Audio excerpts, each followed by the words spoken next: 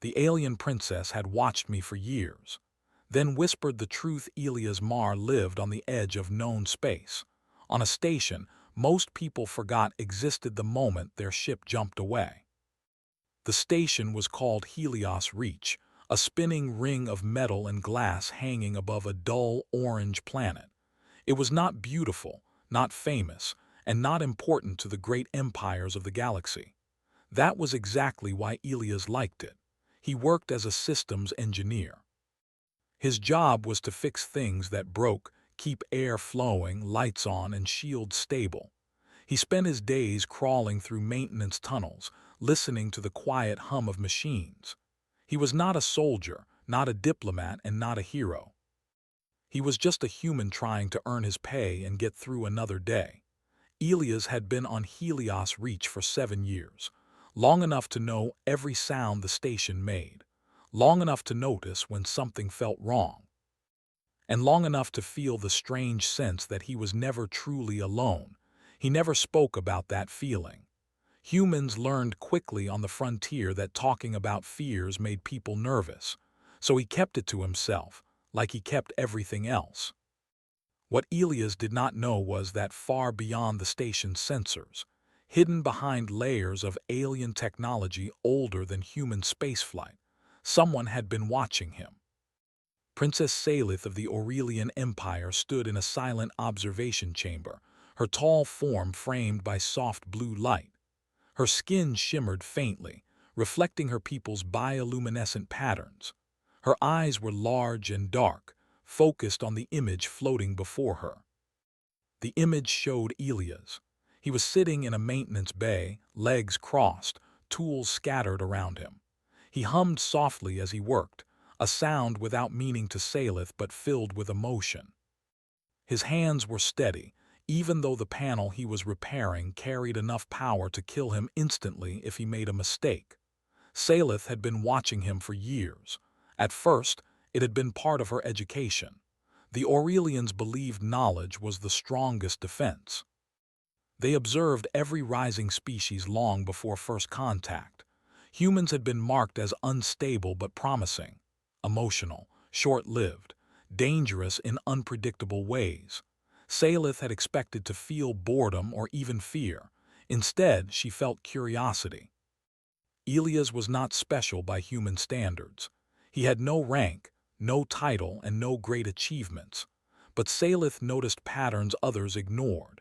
She saw how he spoke gently to frightened junior crew members, how he stayed late to fix problems that were not assigned to him, how he carried grief quietly after a cargo accident killed 2 of his friends, returning to work the next day because others depended on him.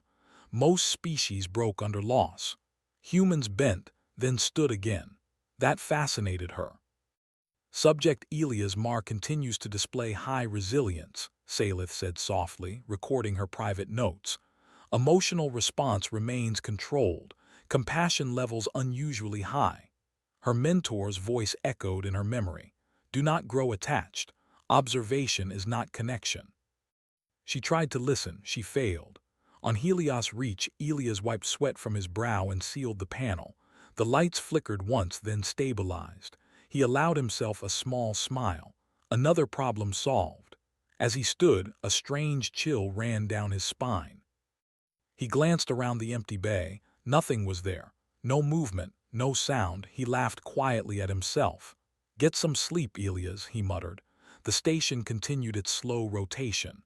Ships came and went. Traders argued. Children laughed in the corridors. Life went on. And the watching continued. Years passed like that. Salith watched Elias grow older.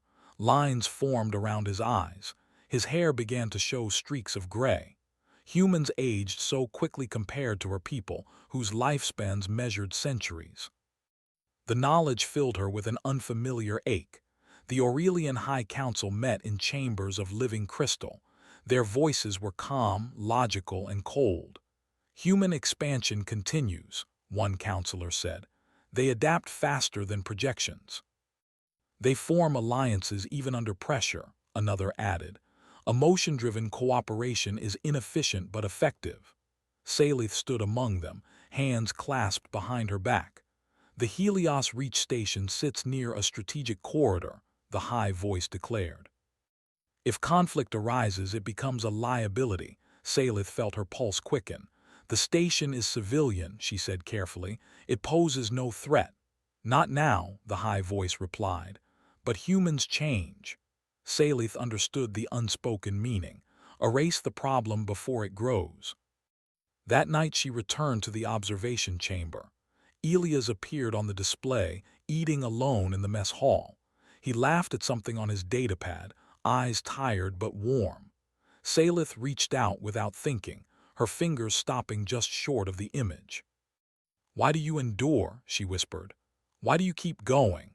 Elias, of course, did not hear her, but as if responding to something unseen, he looked up, straight at the camera. His gaze lingered for a moment, then he frowned slightly, uneasy. Salith's breath caught. For the first time in years, she shut down the feed. On Helios Reach, Elias felt the strange presence fade. The air felt lighter. He shook his head, unsettled. He did not know why, but a deep instinct told him something important had just changed. He went asleep that night dreaming of distant stars and watching eyes. Far away, an alien princess faced a truth her people refused to see. Humans were not dangerous because they were strong. They were dangerous because they cared. And Salith feared what would happen if the galaxy ever forced humanity to prove it. Elias noticed the change before anyone else did. Helios Reach had always been noisy in its own quiet way. Pipes hummed, air recyclers whispered, and the distant vibration of docking clamps carried through the metal bones of the station. After 7 years, those sounds were as familiar to Elias as his own breathing. They helped him sleep. They told him when something was wrong. Lately, the station sounded tense. It was subtle, a fraction too much vibration in the outer ring, power fluctuations that lasted only a second longer than normal. Small things most people ignored. Elias did not ignore them.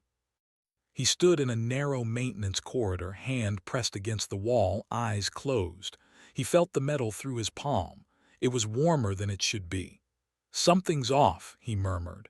His comm crackled. "Mar, you talking to yourself again?" came the voice of Juno, a cargo supervisor and one of the few people who still checked on him. "Just listening," Elias replied. "You noticed anything strange lately?" There was a pause. "Now that you mention it, yeah. Feels like the station's holding its breath." Elias opened his eyes. "That's a good way to put it." After the call ended, he returned to work, tightening connections and logging readings. Everything stayed within safe limits, but barely. It felt like the systems were being pushed, tested. He did not know why, but the uneasy feeling from weeks ago had returned stronger than ever.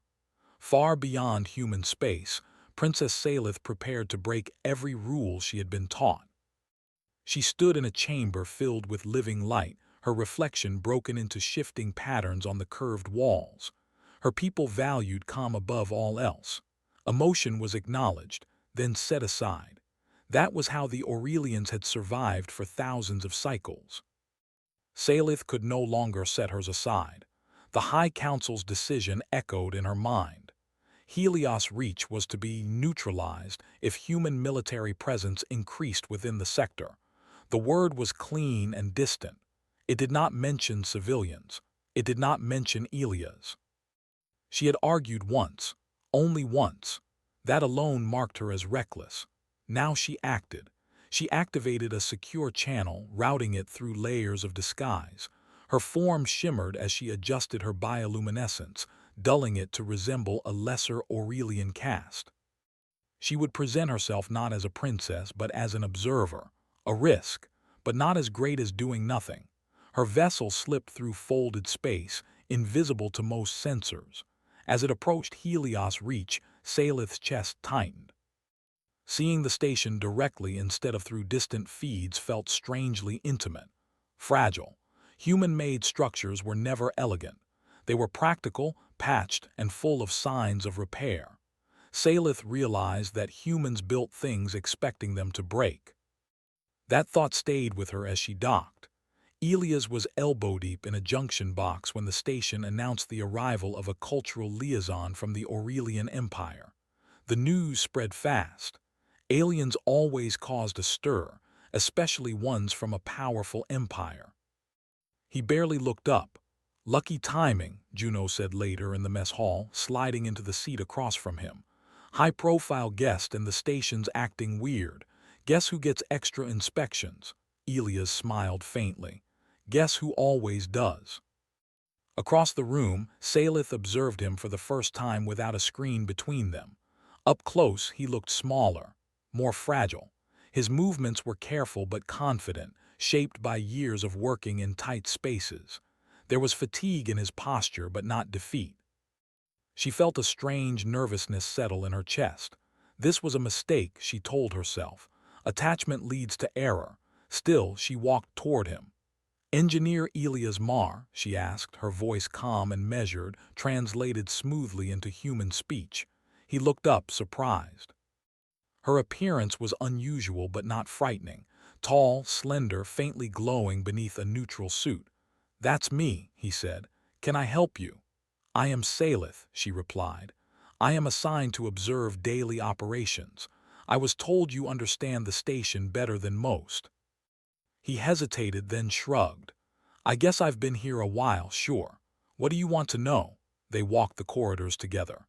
Elias explained systems in simple terms, using his hands, pointing out old repairs and temporary fixes that became permanent. Salith listened carefully, fascinated not just by the technology but by how casually he spoke about risk. "This section failed twice last year," he said, "so we rerouted power manually. It's not pretty, but it works." "Does that not concern you?" Salith asked. He chuckled. "Everything concerns me, but if we waited for perfect solutions, nothing would ever get done." That answer stayed with her. Over the next days, Salith followed Elias often. Officially, it was part of her study. Unofficially, she was trying to understand something her people feared.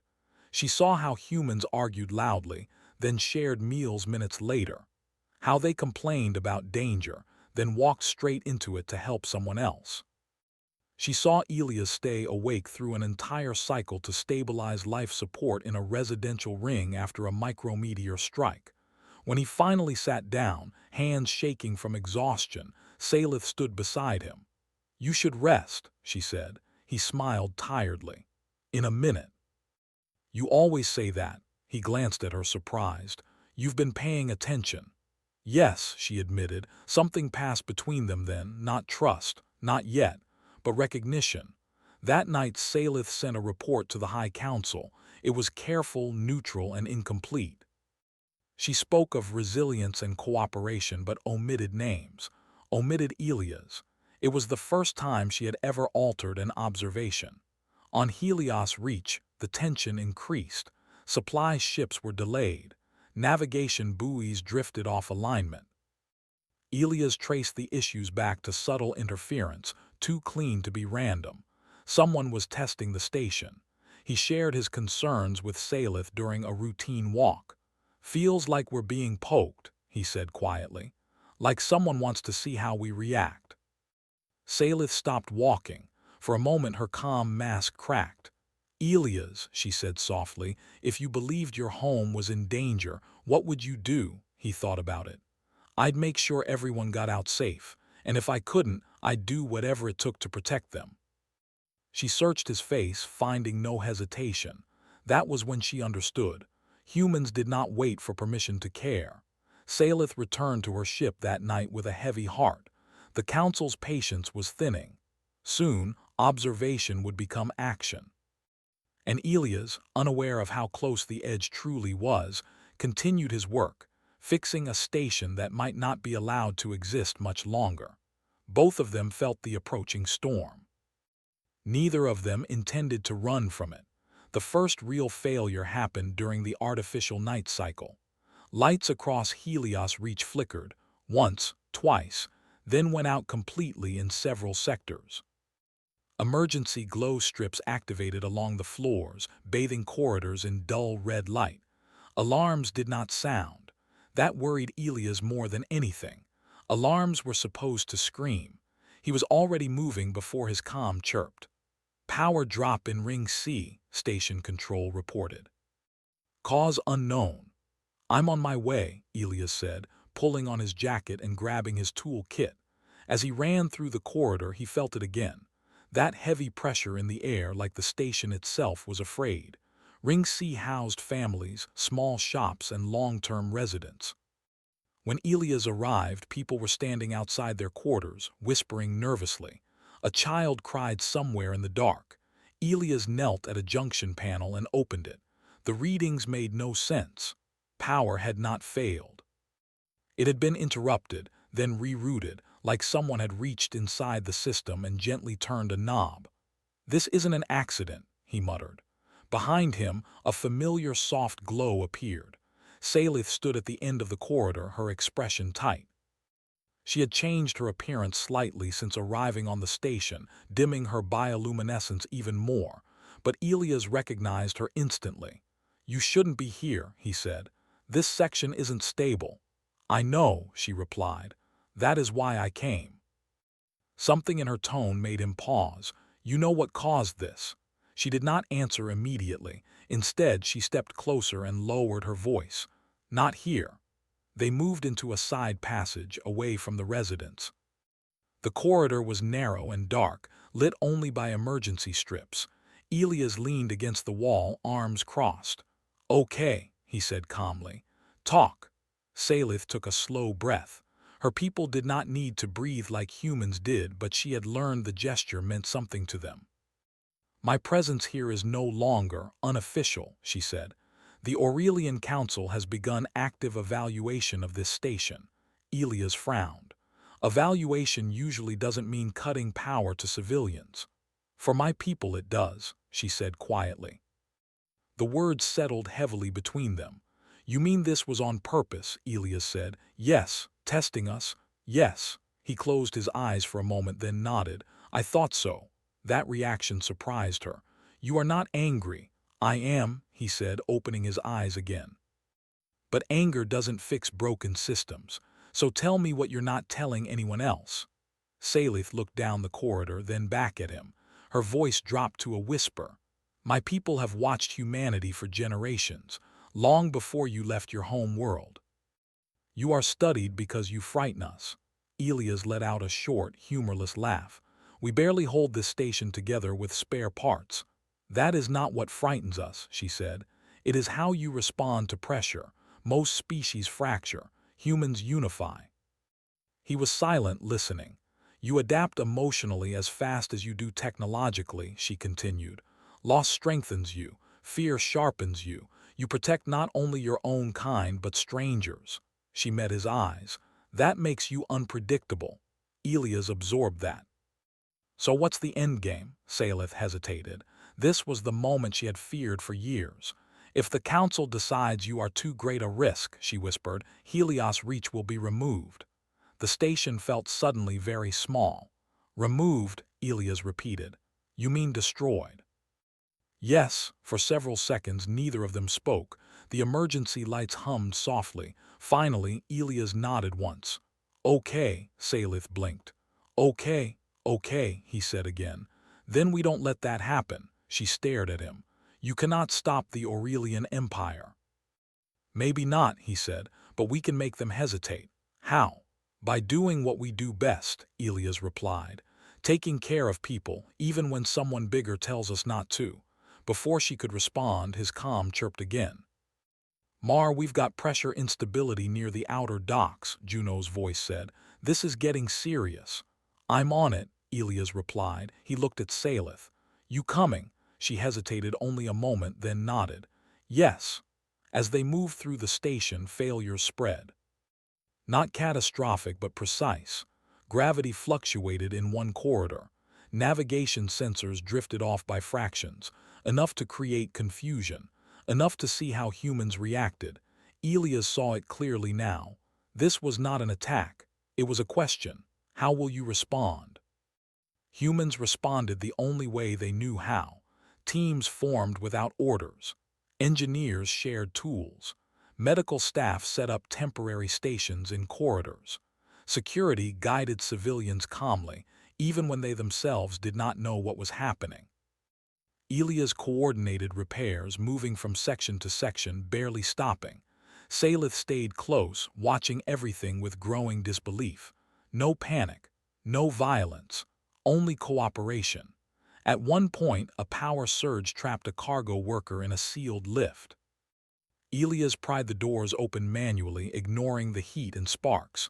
When the worker stumbled out, shaken but unharmed, Elias gave him a quick nod and moved on.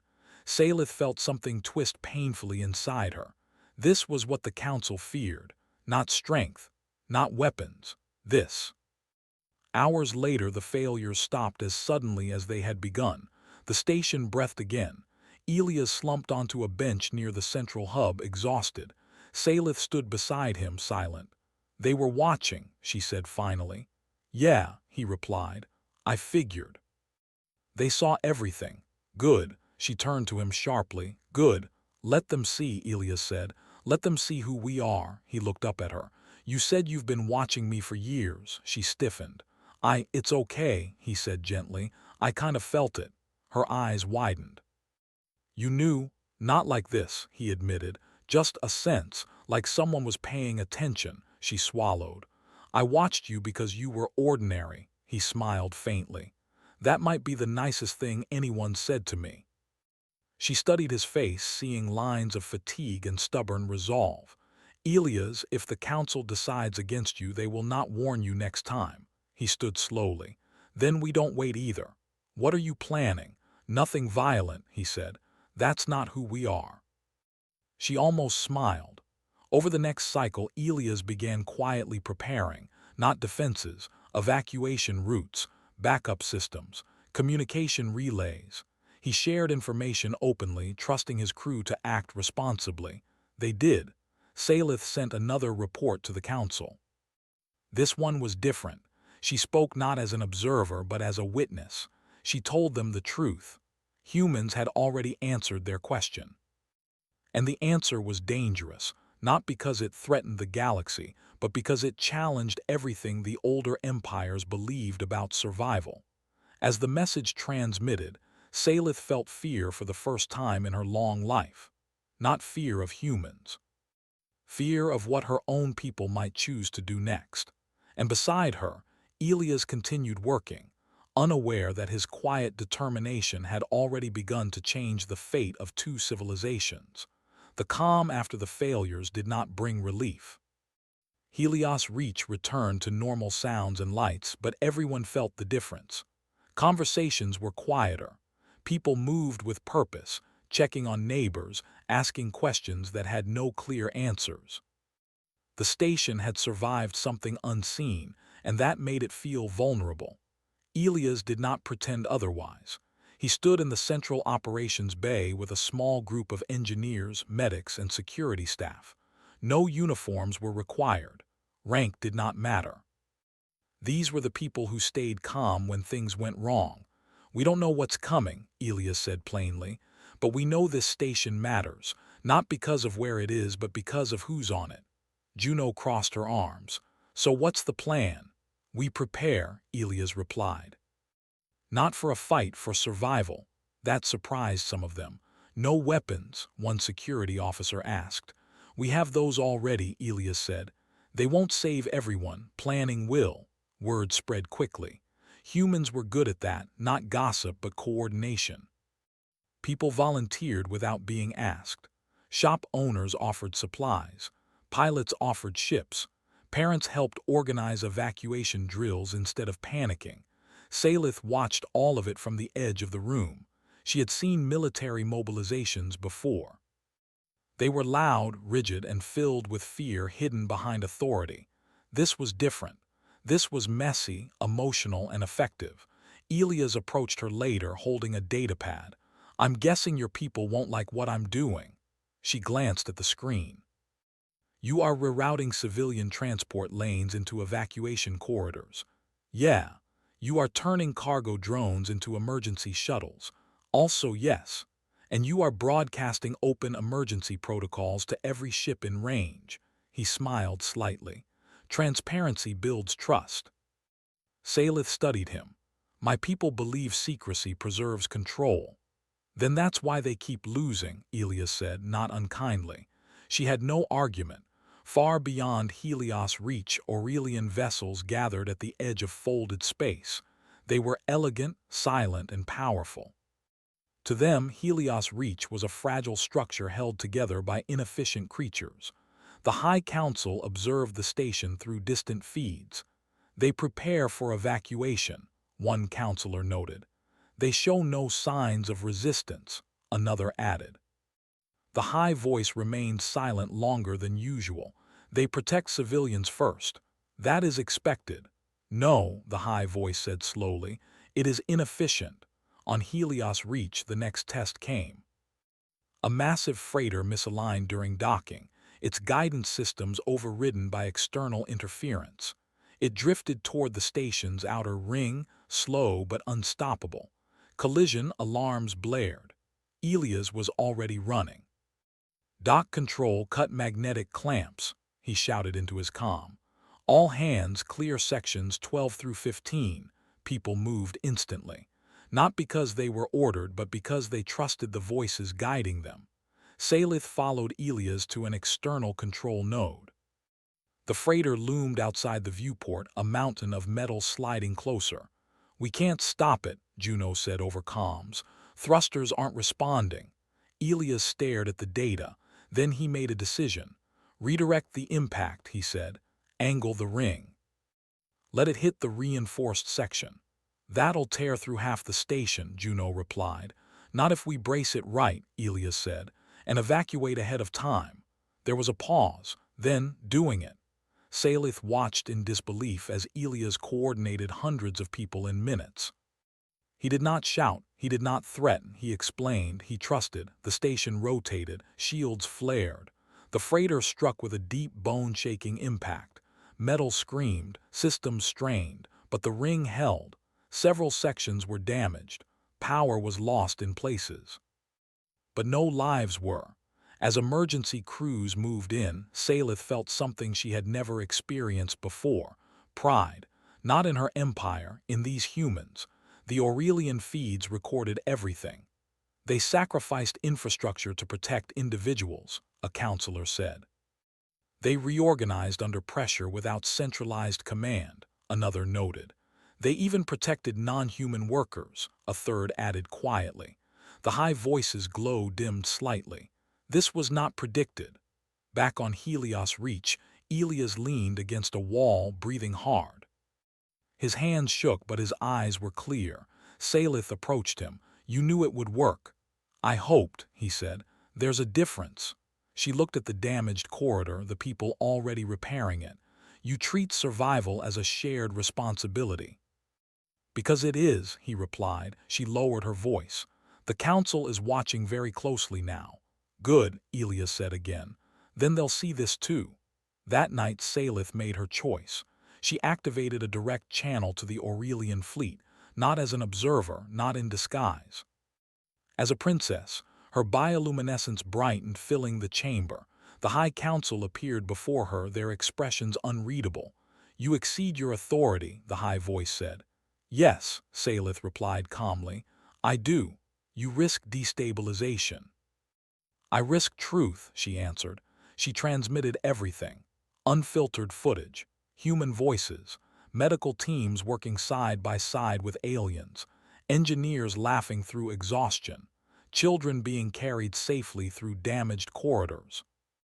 These beings are not a threat, Salith said. They are a mirror. They show us what we abandoned. Silence followed. On Helios Reach, Elias felt a strange stillness. Like the galaxy was holding its breath again, but this time differently. Sensors lit up. Multiple Aurelian vessels exited folded space. Panic rippled through the station. Elias stepped into the central hub and spoke over open comms. Everyone stay calm. Follow the routes. Trust each other. Salith stood beside him. The Aurelian ships did not attack. They stopped. They observed. Minutes passed. Then a transmission arrived addressed to the station. This is the Aurelian High Council, the voice said. We acknowledge your conduct. People froze. We expected fear, the voice continued. We observed unity. Elias exhaled slowly. The evaluation is ongoing. The signal ended. It was not victory, but it was not destruction. Salith turned to Elias, her eyes shining softly. You forced them to hesitate. He smiled tiredly. Sometimes that's enough. Outside, the alien fleet remained motionless, uncertain. And for the first time in generations, the galaxy was unsure what to do with humanity, not because it was weak, but because it refused to be anything other than human. The Aurelian fleet stayed in place for 3 full station cycles. No weapons charged, no signals sent. Just silent ships hanging in space like distant stars that had come too close. Helios Reach existed in a strange calm. People still worked, still ate, still slept, but every action felt heavier. Children were kept close. Conversations happened in whispers. Everyone understood that the future of the station, and maybe more, was being decided far beyond their control. Elias refused to let fear run the place. He continued walking the corridors, checking systems, talking to people, fixing what had been damaged. When someone asked him what would happen next, he gave the same answer every time. We keep doing what we do. Salith stayed with him. She had expected anger from the humans once her true identity became known. Instead, she received cautious acceptance. Some avoided her. Some asked questions. None treated her as an enemy. That unsettled her more than hostility ever could. She spent hours sending reports to the High Council, not arguments, not emotional pleas, but clear observations. Humans rebuilding damaged sections. Humans sharing food with stranded travelers.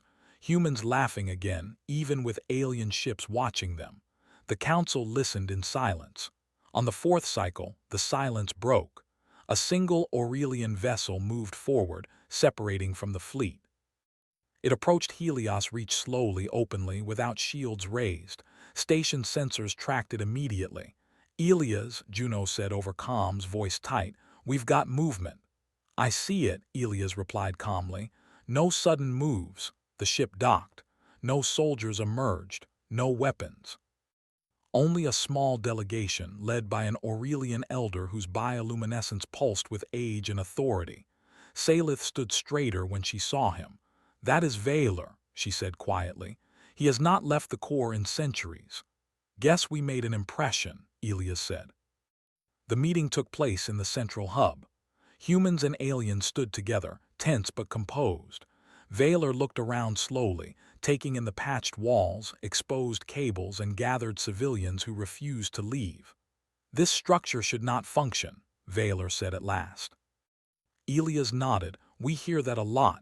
A faint ripple of confusion passed through the Aurelians. Valor turned his gaze to Elias. You are not a leader by rank. No, Elias said, just someone who stayed. Why? Valor asked. You could have fled. Elias did not answer immediately. He looked around at the people behind him, families, workers, friends.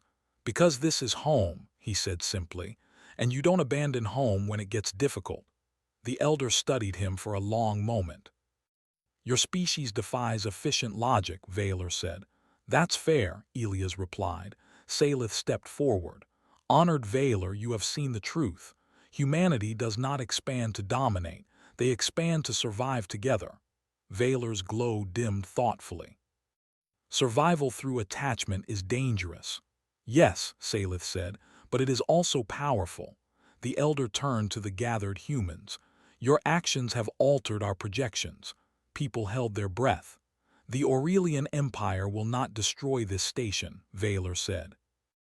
Relief washed through the hub like a wave. But, he continued, humanity will no longer be observed from the shadows. Elias raised an eyebrow. You want to talk? Yes, Valor said, openly. That word echoed louder than any cheer. Days later, the fleet withdrew, not fully. A presence remained, but not a threat. A beginning. Helios Reach changed after that.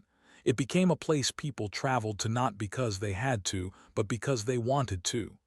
A place known for cooperation, for shared work, for difficult conversations handled honestly. Elias stayed exactly where he was. Offers came, promotions, transfers. He declined them all. Someone asked him once why he did not leave now that the station was famous. He smiled and said, "Someone got to keep the lights on." Salith remained as well, no longer an observer but a representative. She struggled at first. Her people's ways did not change easily, but she learned. From humans, from Elias.